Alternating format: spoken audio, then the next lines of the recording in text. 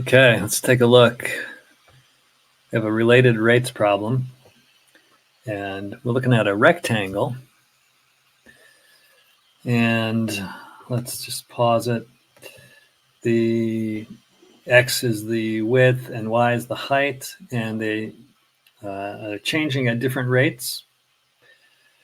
And the x is positive, the y is negative, so they're changing in opposite directions. We're interested in the change in rate of the diagonal when x is 4 and y is 4. Okay. So let's look at an illustration. It's always helpful to look at a drawing or something to help you think. So there's a rectangle, there's a diagonal. I'll label it there. Okay. So we were looking at how L changes as the width and the height change. All right.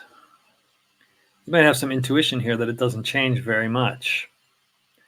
Okay, we're interested in that moment when there are 4 and 4. Okay, let's take a look at what we're given. Change in x with respect to time, change in y with respect to time. And we're interested in this moment, x is 4 and y is 4. Okay, so what we need is an expression for L in terms of x and y. So we use Pythagoras. Now we're going to solve for L, the square root. And then we can differentiate both sides. So the left side is what we're looking for, the change in the diagonal with respect to time. And on the right side, we're using the chain rule to differentiate this. So square root is power 1/2.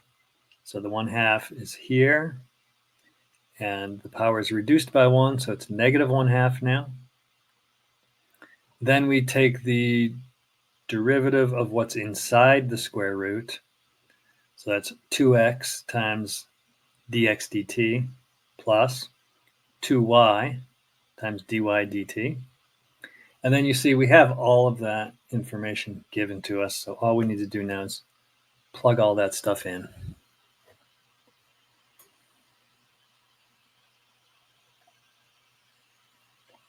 So I recommend you do this on paper. Check my calculations here. It doesn't do a whole lot of good, I don't think, to watch math being done. You really need to do it by writing it out. That's how you're going to understand and remember.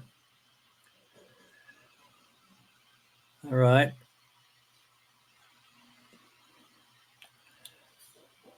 And if you write it out yourself, you'll catch anything I might have done wrong here, hopefully. All right. So that's basically it. The question says to answer in decimal form. So you put that in your calculator. You want 4 decimal places. And the final answer is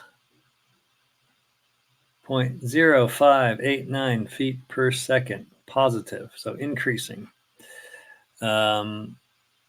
Very small, which is reasonable.